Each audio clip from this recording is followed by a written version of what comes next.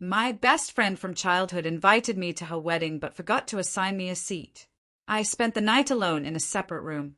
My childhood best friend, 23F, got married this weekend and I was so excited to be there to support her on her big day. I'm a chocolatier, so the bride asked me if I could create the wedding favors and dessert table. I was ecstatic to help with the wedding and went above and beyond to create a gorgeous table that was a huge hit on the day. I was told early on that the wedding was over budget and to keep costs low, my boyfriend was not invited.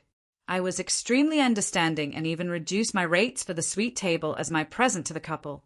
A couple weeks later, after reviewing the guest list, the bride informed me that my boyfriend could come as my plus one, but if he did, I would be moved from the head table. My boyfriend is a wedding photographer and is looking to build his videography portfolio. Knowing that the couple didn't have a videographer, he offered to film a professional wedding video free of charge. The bride was ecstatic and offered to move us to the vendor table so that we could network with the other vendors. We loved the idea and it was confirmed that we would be sitting with the vendors. The day of the wedding, we arrived 4 hours early to help with the event. My boyfriend spent the time filming while I set up the dessert table and helped the event coordinator set the dinner tables. After the ceremony, guests were moved to the cocktail room while the original room was converted into the room for the reception.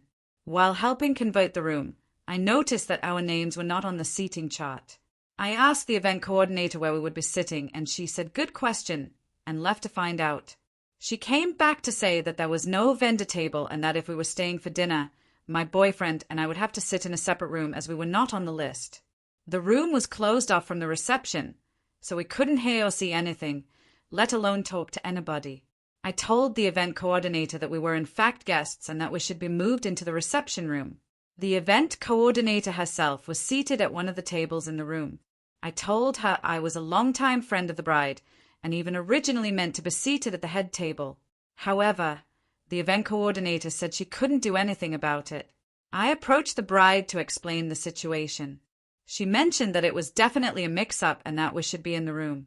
The bride mentioned that she didn't want to undermine me as a businesswoman, so she never told the event coordinators that we were friends or that I was a guest. She left the coordination of the vendor table to the event coordinator and left it off of the seating chart. The event coordinator was not made aware that any of the vendors, besides herself and the MC, were staying for the reception and therefore didn't think to add us in. Although I understand the mix-up, the bride did nothing to get us moved to the main room. My boyfriend and I were cut off from the reception with no one to speak to, no way to see or hear, and even had to ask to be fed. As a result, I missed the entire wedding and spent the majority of the evening crying in the bathroom waiting to move the dessert table into the main room after dinner so that we could leave. My boyfriend continued to film everything as he was committed to getting a beautiful video for his portfolio.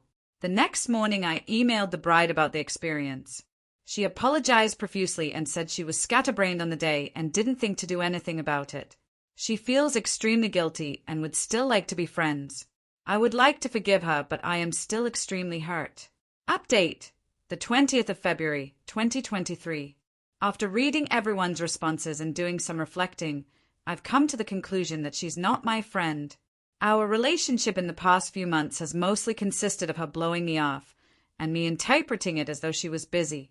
She moved across the country 2 years ago, but flies here often. Most of the couple's friends and family still live here, which is why they decided to have their wedding here. Every time she's come to visit, we've tried to make plans, which would end with me being blown off. The excuse was always that some last-minute thing came up, which is why she didn't have time to see me. She called me months before her engagement party to let me know that I would be invited to it, but I was never actually invited. I responded to pictures of it online, just saying gorgeous, and she explained that I wasn't invited because her MIL planned it and didn't know her friends.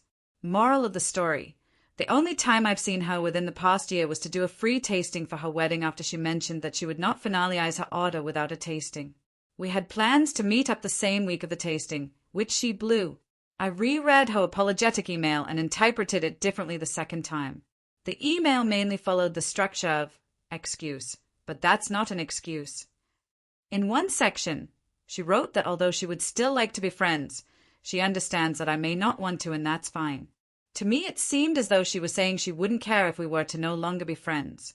At the end of the email, she added, "P.S. We would still like the video, despite making it a point prior to the wedding to let my boyfriend and I know that she couldn't care less about the wedding video. Although she mentioned in her email that she would make it up to me, I haven't heard a word from her since I responded back to her email naively accepting the apology the day after the wedding. I watched my boyfriend's rough edit of the wedding video this week and listened to her speech. She added a section where she thanked her friends for transcending the lines of friends and family. She called out a long list of names from the friend group. Mine wasn't included, which sealed the deal for me, especially since I was so involved in the preparation of the wedding that she wouldn't have just forgotten my name.